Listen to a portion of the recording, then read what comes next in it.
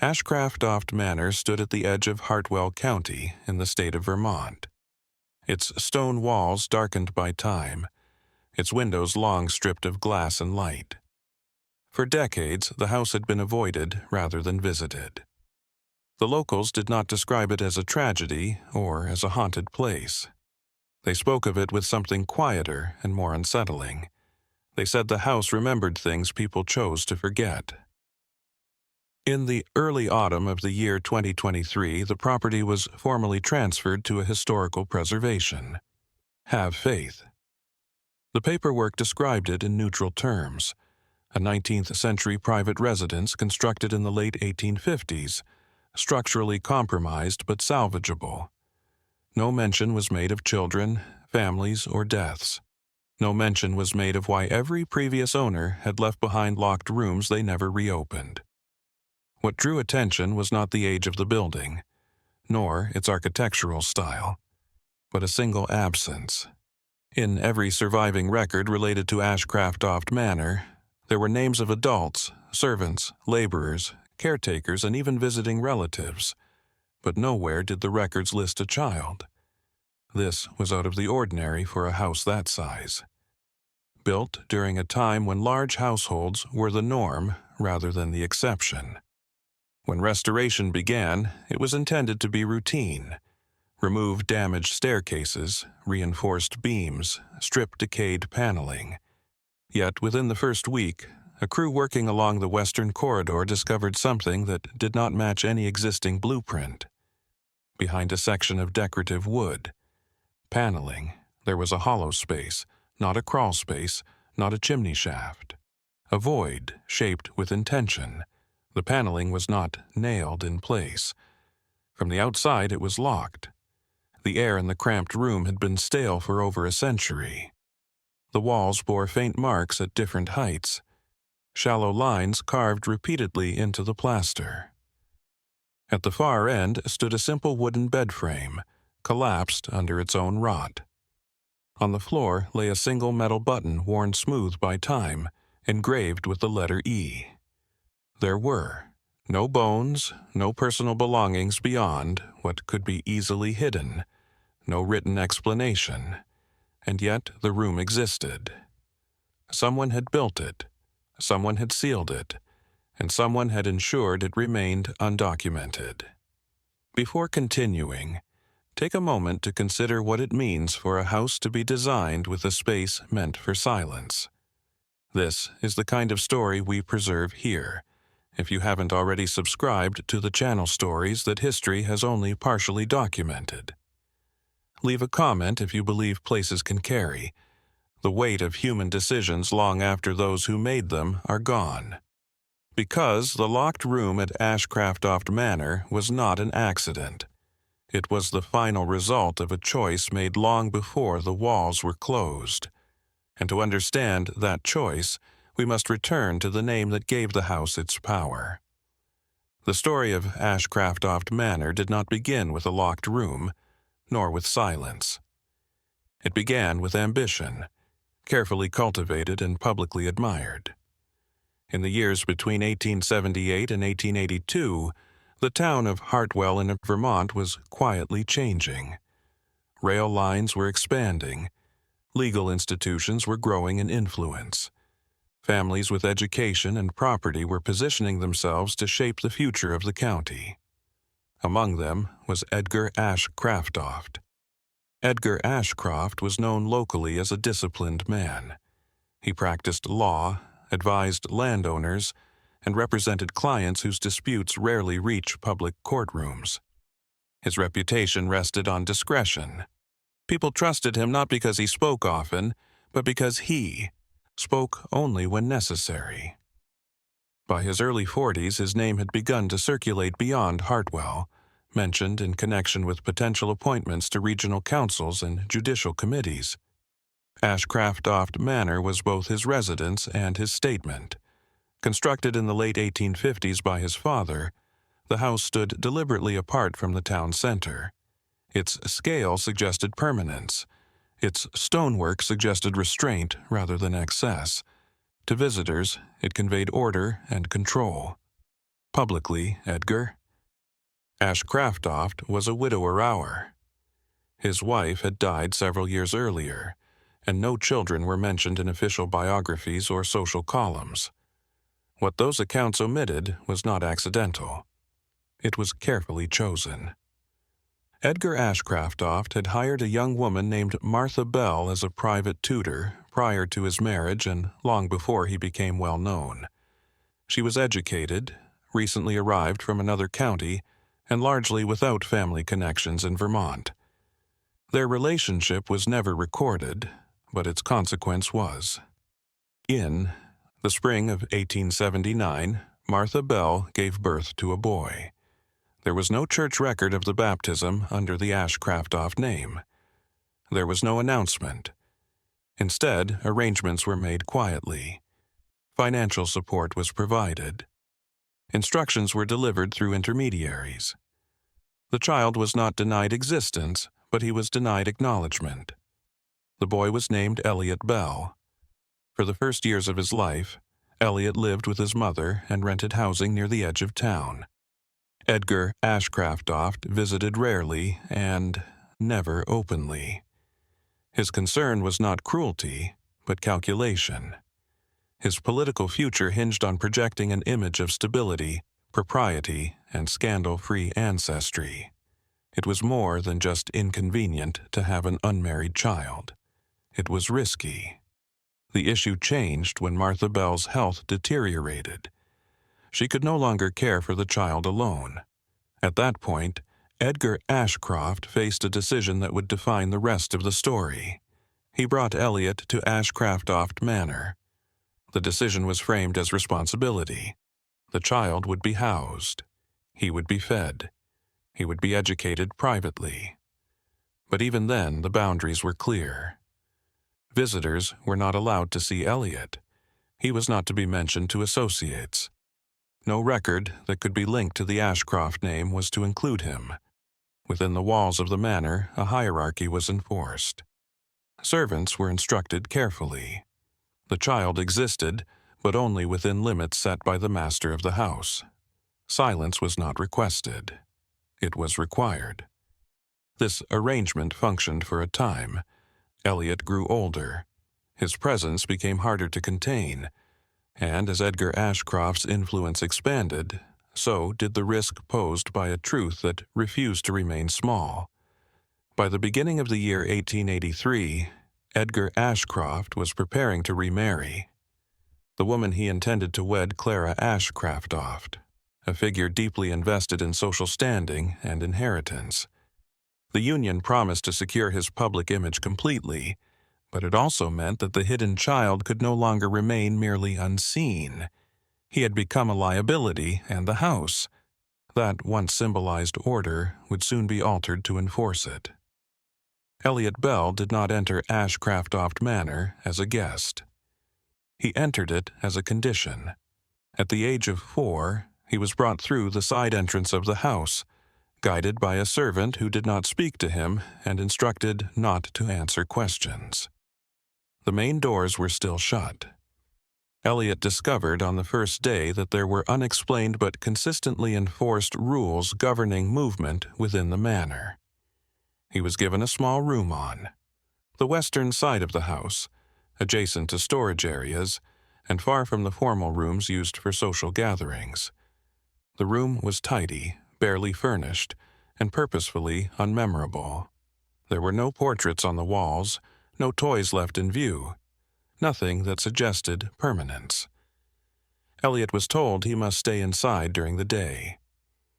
Before staff arrived and before light reached the front of the property, he was permitted to take short walks in the early morning. Meals were brought to him rather than shared. Books were delivered but removed once finished. He was never taught by a teacher who stayed long enough to get to know him. Instead, he learned from spoken instructions and borrowed pages. Within the manor, Elliot learned quickly which adults could be approached and which could not. The cook avoided his eyes. The groundskeeper merely nodded in his direction. A young maid once lingered too long at his door and was dismissed the following week. No explanation was given. Elliot's rules were clear even though they weren't written. He was not to talk in front of guests. He was not to leave his designated corridor. He was not to ask questions about his place in the house. Most importantly, he was not to use the Ashcraftoft name. To Edgar Ashcraftoft, this arrangement was framed as protection. The child was housed.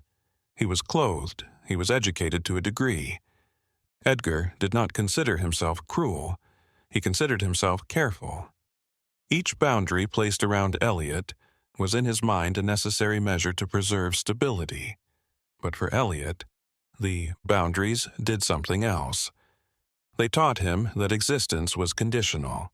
As the years passed, Elliot grew taller, louder, and more curious. The marks later found on the walls of the locked room began earlier, carved into door frames and hidden corners as a private record of growth. He measured himself against the house because no one else would.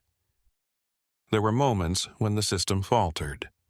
Elliot was once spotted by Edgar Ashcraftoft's visiting associate during a winter storm. The encounter lasted only seconds, but its impact was immediate. That evening, instructions were issued. Elliot's mobility was further constrained.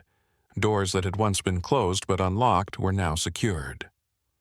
By the time Elliot was 7 years old, routine was no longer enough to hide his presence.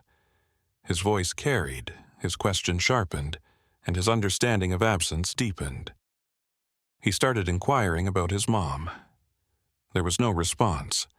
What had once been a controlled emission began to feel like exposure. The house was no longer simply containing a secret. It was struggling to suppress it. And as Edgar Ashcraftoft prepared to formalize his new marriage, the quiet arrangement he had relied upon for years became insufficient. The solution he would accept next would not be one of delay or discretion. It would be structural. Ashcraftoft Manor's alterations started out subtly, presented as upkeep rather than alteration.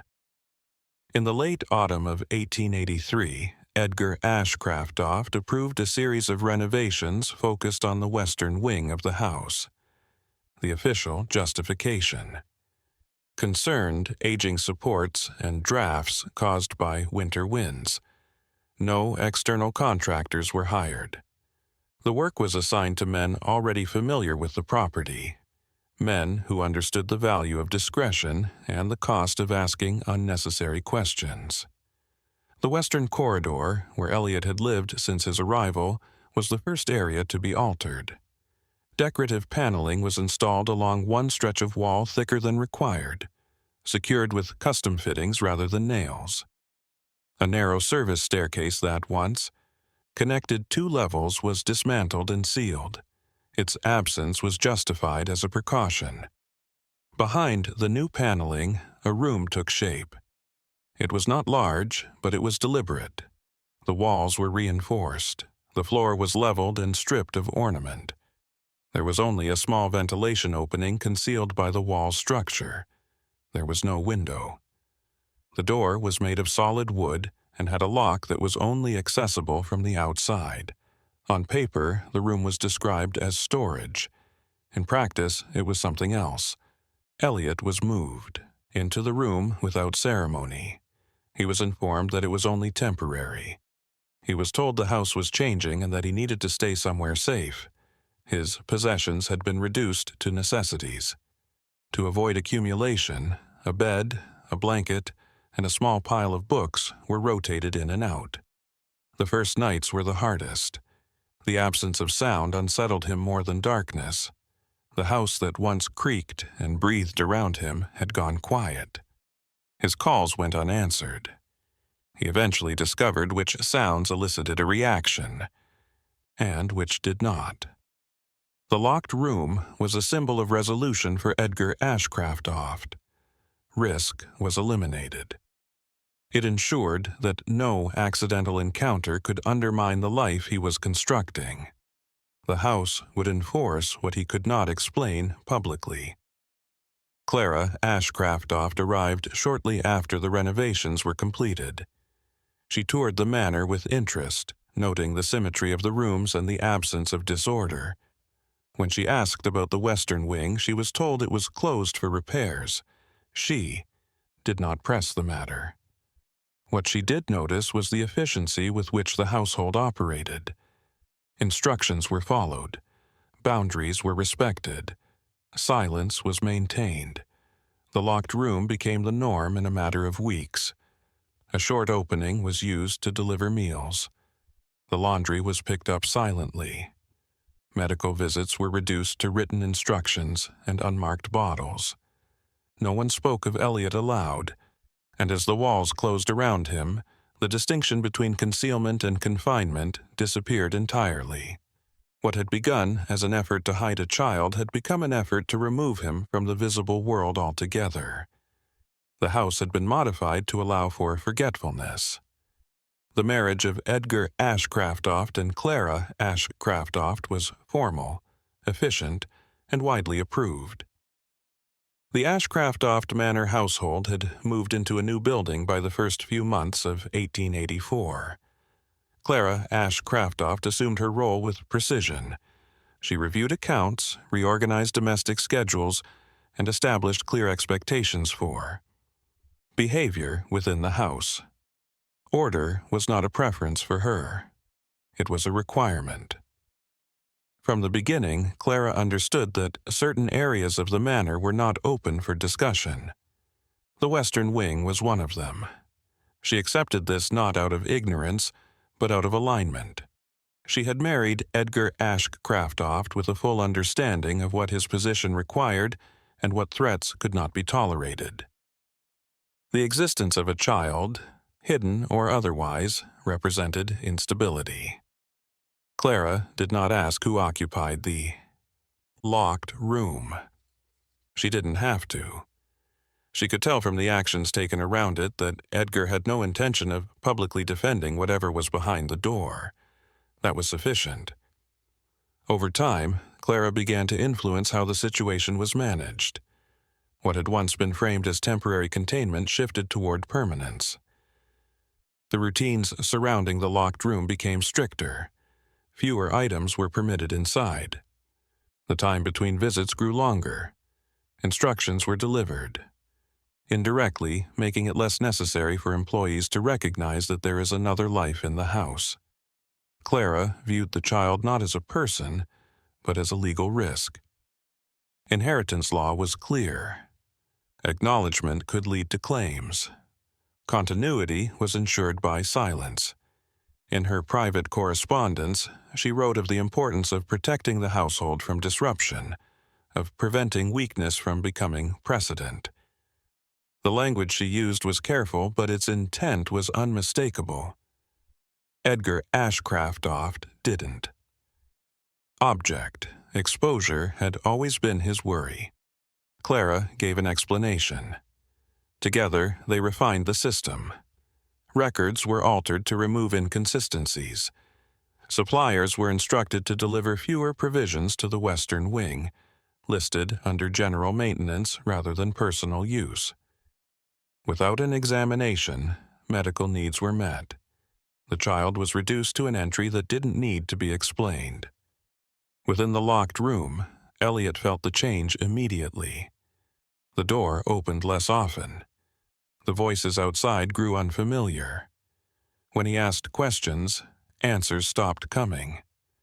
What little reassurance he had once received vanished entirely. The isolation was no longer circumstantial. It was intentional. The purpose of the room, which was designed to hide, was now to erase. The objective was now to let the world completely forget Elliot, rather than to keep him hidden. And as the system grew more efficient, fewer people were needed to maintain it. Silence became easier. Responsibility diffused. What was once a widely known secret became an arrangement that only those who stood to gain could comprehend. By the end of 1885, the locked room had become permanent, not by declaration, but by repetition. No single moment marked the transition.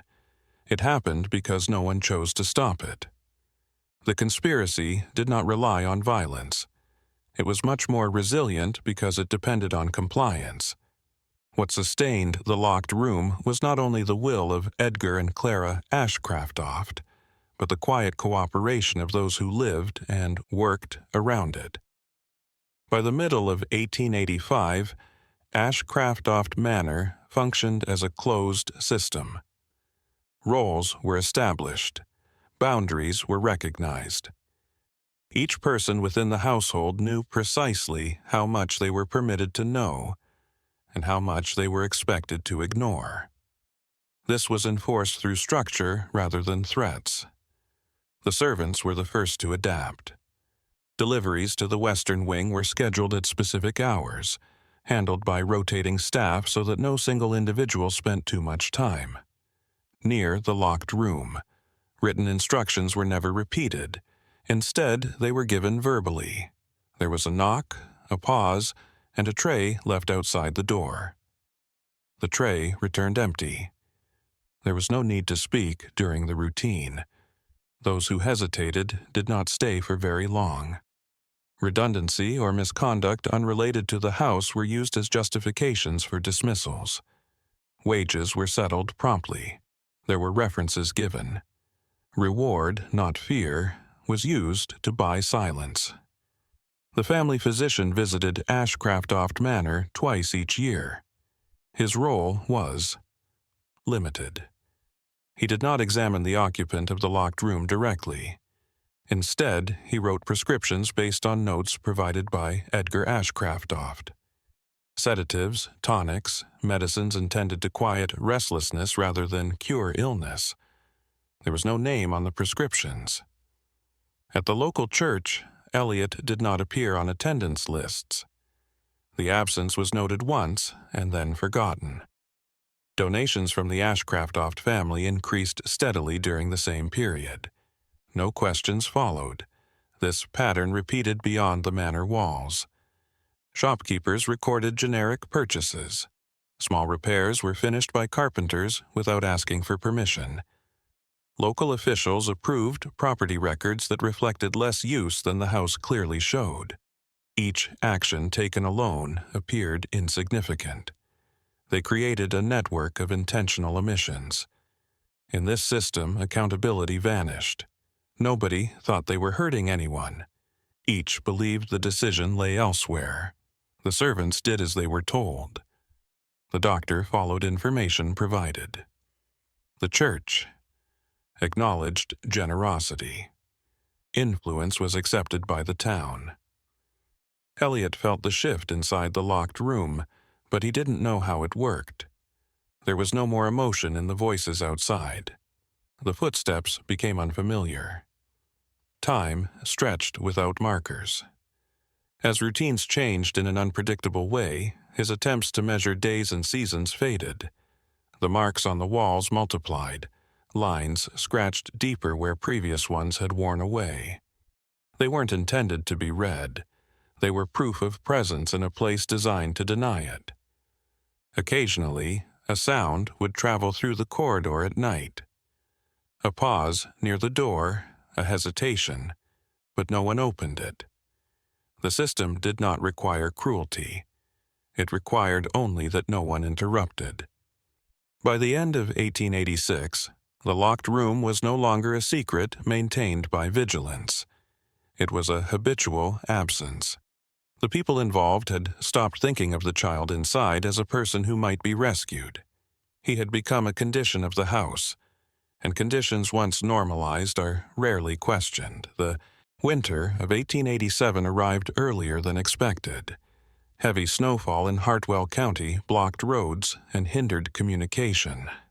Ashcraftoft Manor retreated further into itself as the season deepened. Fires burned longer. Corridors were closed to preserve heat. Movement within the house narrowed to what was necessary. The routine around the locked room started to change during this time. The kitchen ledger, which had quietly recorded provisions allocated to the Western Wing under neutral categories, showed its early winter's first disruption. Deliveries that had previously occurred on a regular basis were first postponed and then decreased. There was no written explanation. No correction followed. Servants noticed the change but did not comment on it. By that point, asking questions had long since been separated from employment. Reminders were not necessary for the system. As weeks passed, trays returned untouched more frequently. There were knocks, but no one answered. Outside the door, the pauses grew longer, then shorter, and finally non-existent. Finally, the door was no longer approached at all. No announcement marked the shift. There was no order to stop. The routine just vanished. Within the household records, the final indirect reference to the locked room appeared as a single line item in the accounts. The entry was brief and precise. Lock secured permanently. After that, there was nothing. There was no burial noted, no physician called, no correspondence sent. The absence of documentation was complete. Elliot Bell vanished not through an act of visible violence, but through the withdrawal of acknowledgement. His existence ended when those responsible for it chose not to sustain it any longer. The system that had been built to conceal him proved equally capable of erasing him. Inside the manor, life continued without disruption. Fires were tended, visitors were welcomed. Clara Ash Craftoft oversaw domestic matters with the same efficiency she always had. Edgar Ashcroft focused on his public obligations, his reputation intact. The locked room was not mentioned. In the years that followed, small changes accumulated. The western corridor was closed entirely. Furniture was rearranged to discourage access. New locks were installed on doors that had once been decorative. These measures were not reactions. They were precautions. Ashcraft Manor learned how to contain its own history. By the time the century turned, the locked room had ceased to be part of living memory. Those who had known of it moved on, passed away, or convinced themselves that what they remembered had never fully happened. The child who had once marked his height against the walls was no longer even an absence that needed explanation. He had become something quieter, a gap in records, a silence without edges, and the house, having served its purpose, stood unchanged, holding what it had been built to hide. By the closing years of the 19th century, Edgar Ashcraft had secured everything he had once worked toward. His name appeared regularly in regional legal correspondence. He was consulted on matters of land use, inheritance, and dispute resolution across multiple counties. Because his presence was restrained, it carried weight. Nothing in his public life suggested disorder. Ashcraft Manor stood as proof of continuity, a residence passed through generations without scandal or interruption. The locked room was never mentioned. Between 1888 and 1901, the western wing of the house underwent subtle changes that did not appear in renovation records. Doors were reinforced. Passageways were shortened. Expanded storage spaces were used to absorb unused space. Every change lessened the possibility that someone who wasn't familiar with the house would wonder how it was laid out. Visitors were guided carefully. The flow of movement through the manor became habitual. There was never any reason for visitors to go toward the western corridor. Over time, the closed door ceased to attract attention because it ceased to appear relevant. Within the Ashcraft household, silence was inherited. New servants arrived and were trained according to existing routines. They were informed of the areas that were utilized and which didn't. They learned quickly that certain questions had no answers. No explanation was required. The house itself communicated boundaries through repetition. Edgar Ashcraft prepared his affairs with the same precision that had defined his career. His private documents were well organized. His correspondence was edited before preservation. In one private document not intended for public reading, he included a brief instruction regarding the western wing. The wording was succinct. No alterations were to be made, no inspections permitted. The area was to remain sealed. This directive did not name a reason. Clara Ashcroft survived him. She maintained the property without change, overseeing only what was necessary to preserve the appearance of order. The locked room remained untouched. Its existence no longer posed a threat. Architecture was all that remained of it. Ashcroft Manor was sold and inherited over the course of several decades. Each transfer included the same stipulations regarding restricted areas. Each new owner accepted them as part of the building's character. Over time, the reasons behind those boundaries faded completely. The locked room persisted because no one asked why it was there, not because anyone remembered what was inside. Ashcroft Manor was no longer a home in the conventional sense by the early 20th century. It became a symbol of the past, admired for its age and avoided for its isolation. The systems that had once sustained a secret were no longer active, but their effects stayed ingrained in the building. What had been erased was not rediscovered. It was simply forgotten. And forgetting served the house's last purpose. The return to Ashcroft Manor did not begin with curiosity. It began with necessity. In the spring of 2023, structural surveys identified weaknesses in the western wing that required immediate attention. Load-bearing walls showed uneven stress.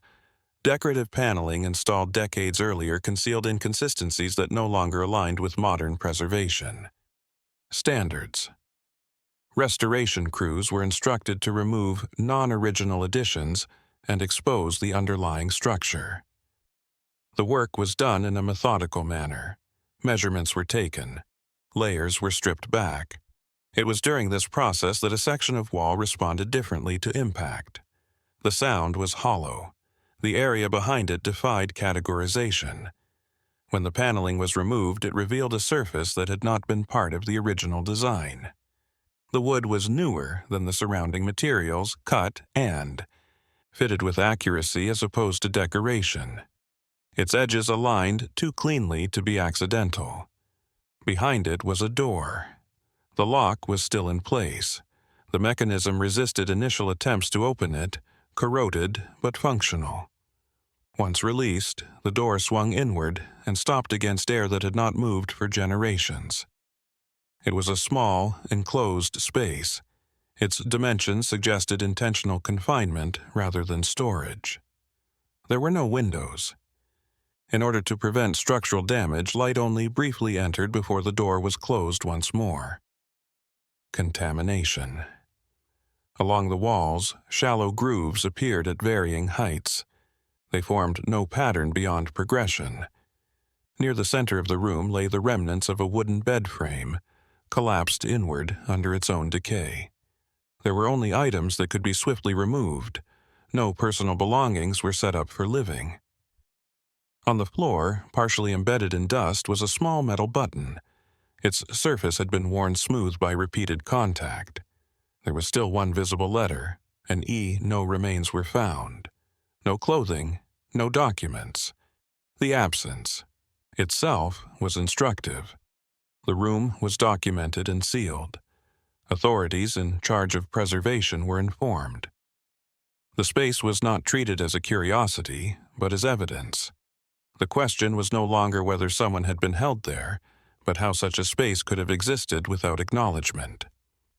As news of the discovery spread quietly through academic and historical circles, attention turned away from speculation and toward records. If the room had been built with purpose, then traces of that purpose would exist elsewhere. The residence had yielded its first answer. It would not be the last. The search for answers moved away from Ashcroft Manor and into the archives that surrounded it. In the months following the discovery of the locked room, historians and preservation researchers began a systematic review of records connected to the property and its former owners. The emphasis was on administrative gaps rather than rumors or folklore. Documentation and absences were handled with the same care as documented facts. Property ledgers from Hartwell County confirmed periods of renovation that did not align with permits. Financial accounts showed sustained household expenditures that exceeded the number of officially listed occupants. In the same years that no child was registered in the Ashcraft household, church records showed erratic donation patterns that sharply increased. Medical logs revealed prescriptions written without patient names, consistently associated with Ashcraft Manor. The quantities suggested long-term use rather than occasional need. No notes of explanation had been left by the responsible physician. His successors had inherited the files without context. Correspondence kept in a private legal collection provided the most illuminating information. Edgar Ashcraft made reference to obligations in his letters that were not explicitly named. The language was cautious but consistent. He wrote about risk management, stability, and averting issues before they materialized. Comparing these records to household spending records produced a timeline that could not be dismissed. Provisions were delivered regularly to an unregistered occupant for several years. Then abruptly, they were not. No alternative explanation appeared. No transfer, no death record. Elliot Bell was a shadow sustained by silence and loopholes rather than a person acknowledged by institutions. Every system that failed to record him did so within accepted norms. No law was broken by omission alone. No single act constituted a crime. But when combined, they created something more deliberate. The removal of Elliot Bell was not an accident of neglect. It was the result of concerted inaction. Each decision reinforced the next. Each participant relied on the assumption that responsibility lay elsewhere. In this way, the truth was not hidden by force, but by process. The button with the letter E engraved on it was catalogued and compared to inventories that were still in existence. No match appeared. It had never been logged because it had never been meant to be found. By the time the inquiry was finished, the pattern was undeniable. Elliot Bell had been confined deliberately, sustained minimally, and then allowed to disappear without documentation. The house did not kill him. The system surrounding it did. Confirmation, not doubt, was what was left. It wasn't just the locked room. It was the final expression of a plan that had succeeded exactly as intended. Once the investigation reached its conclusion, the question was no longer what had happened, but what could be done with what was now known. For Elliot Bell had only existed in bits and pieces for more than a century. A financial discrepancy, an unclaimed room, a letter initialed but never signed. It took more than recognition to re-establish his identity. It required deliberate correction. In early 2024, the Hartwell County Historical Council convened to address the findings related to Ashcraft Manor. The conversation was controlled and more concerned with documentation than with feelings. People who were unable to respond were not accused by the evidence. Through procedures and choices, it created continuity of accountability. For the first time, the name Elliot Bell appeared in an official public record connected to the Ashcraft property. The entry did not describe him as a victim. He was listed as a resident, a child who lived at Ashcraft Manor from the early 1880s until the winter of 1887. The wording was cautious. It did not speculate beyond what could be supported. It did not soften what had occurred. Local reaction unfolded slowly. There were no demonstrations in public or immediate statements of remorse. Rather, there was unease. Families who had lived in Hartwell for generations recognized surnames in the archival material. They were aware of the ease with which silence could have been mistaken for decorum. Ashcraft Manor itself became the subject of renewed attention. Preservation officials debated whether the locked room should be sealed again or made accessible. The decision was reached without ceremony. The room would not change, but it would still be visible. No exhibits, no signage explaining it. For a reason. Visitors would see it as it had been left. In the town cemetery, a small marker was installed at the edge of a family plot that bore no Ashcraft name. It carried only the words Elliot Bell and the years of his life as they could be reasonably determined. There was no claim to ancestry. No forgiveness was implied. The purpose of the act was not to make amends for the past. It could not. It was intended to remove the final layer of eraser. Elliot Bell was no longer absent. He had a name again, and that alone changed the meaning of the house that had once confined him. For those who are unaware of its past, Ashcraft Manor remains in Hartwell County, unaltered in shape and unremarkable. There are no warnings posted at its entrance, no claims of supernatural presence, no stories of voices or shadows used to frame what occurred there. The house communicates its history without using fear. It doesn't have to. What happened within its walls was not the result of madness or impulse. It was the result of rational decisions, each one justified, each one small enough to appear manageable. Extreme cruelty was not necessary for any one act. No single person carried the full weight of responsibility. That is what made the outcome possible. Elliot Bell did not disappear because someone struck him down. He disappeared because enough people agreed, silently and separately, that his existence created inconvenience. He was confined not out of rage, but out of calculation. He was sustained only so long as it required effort to stop doing so. When that effort became unnecessary, he was allowed to fade. The locked room was not a mistake hidden within Ashcraft Manor. It was a feature created with purpose, upheld by habit, and conserved by apathy. It survived because it fit neatly within the values of its time. Reputation mattered, stability mattered. Kids without status didn't. Ashcraft Manor was never cursed. It did exactly what it was designed to do. It eliminated those without power and shielded those with it. Today, the room remains. Open. Visitors walk past it quietly. Some stop, some do not. The walls do not explain themselves. The marks are still untranslated. They don't ask for pity or pardon, they just are. The story of Elliot Bell does not end with justice because justice requires choice at the moment when action is still possible. Instead, recognition is what's left. Once constructed to guarantee forgetting, the house now acts as evidence that forgetting was the decision.